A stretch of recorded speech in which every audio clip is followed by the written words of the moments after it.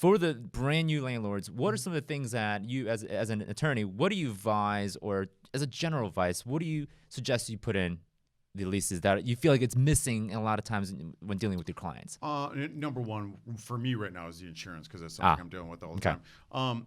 Before you even get to that point, I would say make sure if you're new, I can't emphasize enough, so that you don't run into any kind of fair housing issue. Your application process needs to be completely consistent every single time. You can't pick and choose who you're going to do what to as part of the process. There needs to be one uniform process. If you're going to do a background check, you have to do a background check on everybody. If you're going to do, a criminal check, you have to do a criminal check on everybody. You can't pick and choose, it has to be one uniform application process. If you're going to do it for one, you have to do it for everybody. So don't get caught up in that. I've seen that too on Facebook too. Like, people would ask me, hey, I got this applicant, he's this, and this, and I got that applicant. Who should I go with? And I'm like, whoever is first qualified.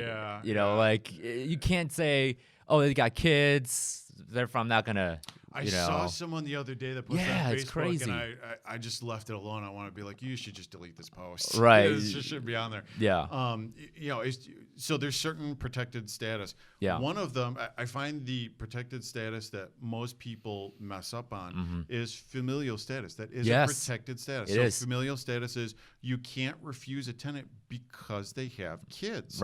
That's a protected class. You can't say, I'm not going to rent to you because you have a kid.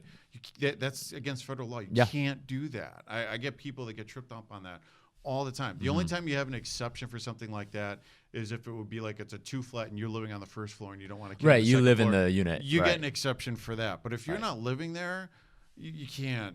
No, absolutely not. You can't do that. That's not your call to determine. I don't want to rent to someone with kids. You can't. No. There was a case that I read, and it's funny. My bedtime stories are reading cases and laws.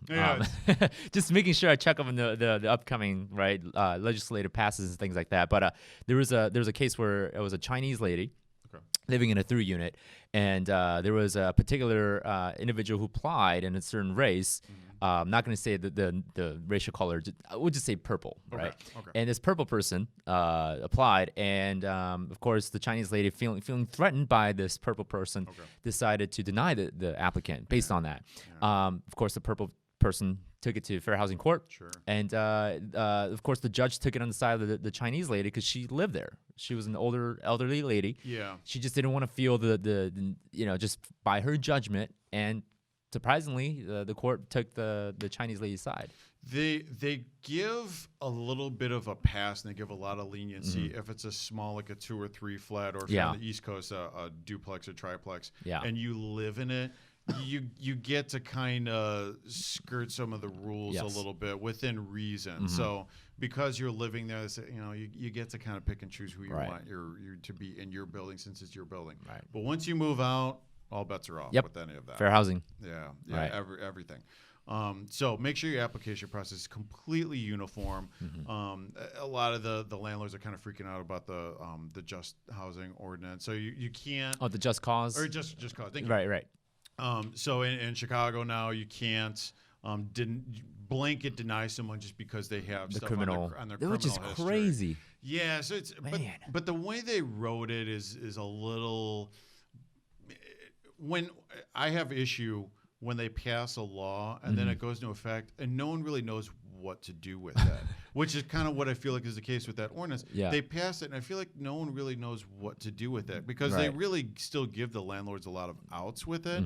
But it's weird. Like, you're supposed to really sit down and examine the person individually instead of just saying no because they have a criminal background. You're supposed to examine what exactly are the convictions of what they're arrested for, and make a determination on that individual person if you feel that you could safely rent to them or not.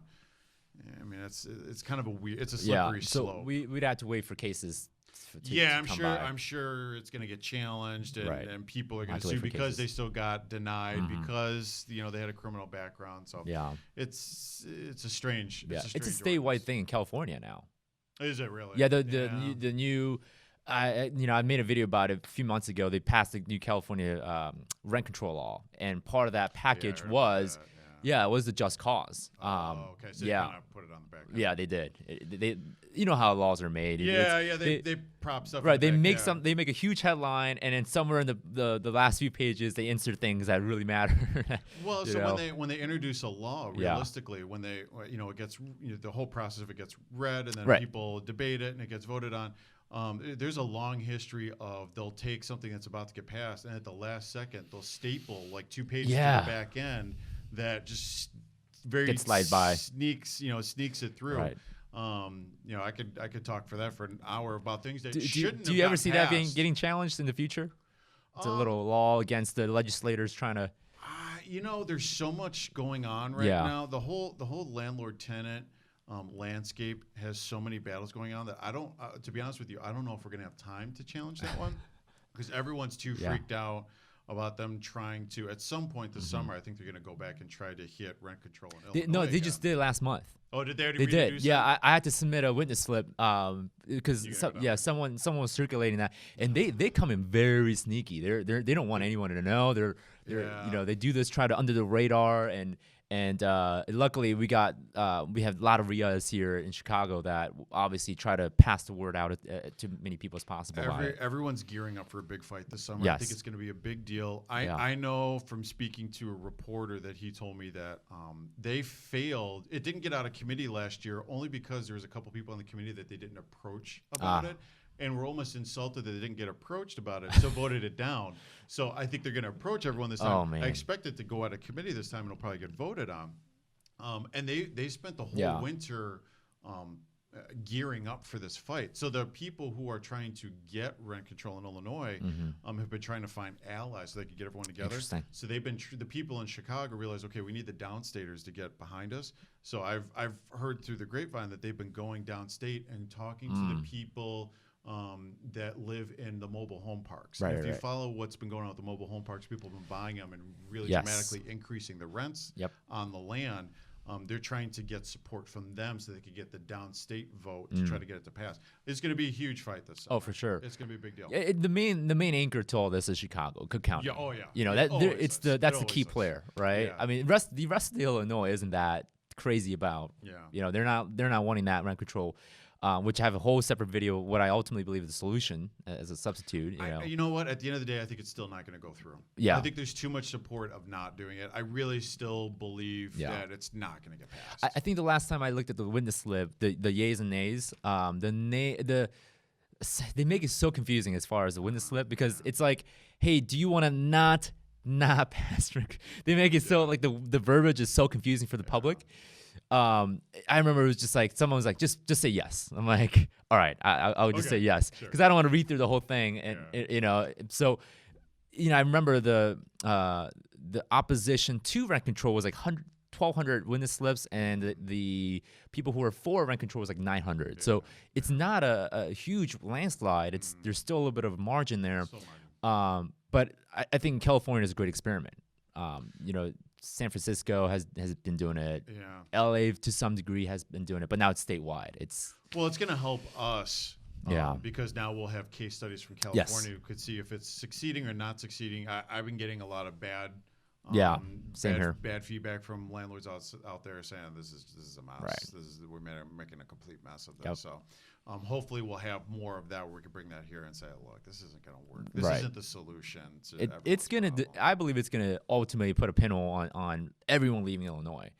And I'm not saying that in a crazy extreme like everybody's leaving Illinois, right? I'm saying it in a way that we're not going to attract the investment dollars as people would want. It will cool the market. Yeah. It will significantly cool the market because there's other places for people to go to. Now, Chicago's still, when you look at investment dollars, Chicago's still way under market as far as like what places in the world or even in the U.S. that you can buy apartment buildings for, a good cap rate and get good return on your money. Chicago's still really high on the list, but if the government would stop trying to affect that, we could get the commercial market, going much hotter. It feels like they're doing everything they can to cool it. Yeah. And people will find other places to go. But as of right now, it's still one of the best markets to buy apartment buildings. Interesting. Compared to everywhere else in the country. Right. We have a higher risk reward. When you go, I have a lot of clients that have gone to other parts of the country to buy investment property. And they go, it's a good investment, but it's really kind of boring. There's not a lot of upside. There's not a lot of opportunity to increase the rents, to increase the value of the building. Right. Whereas I feel like people come to Chicago because you can really find a property where you can boost the value, boost the rents. You can put work into it, but then you're going to dramatically increase the value of the property. And we still get a lot I because of that. For sure. No, we get a lot of foreign capital for sure. That's something a lot of Chinese dollars. I like to call it the dragon dollar. The Chinese people out there, but they love it here. Oh, I know, and they send their students here. UIC's here in Illinois. U of I as well. It's a big anchor. Hey everybody, this is Sam Kwok here once again. Hope you enjoyed that little segment out of our Landlording Automated podcast. Now, if you want to listen to the entire episode, just head over down below where I left a link to go and access all of our full episodes, and you can listen to them via Spotify or Apple Podcasts. Again, that's down below. Go and check that out.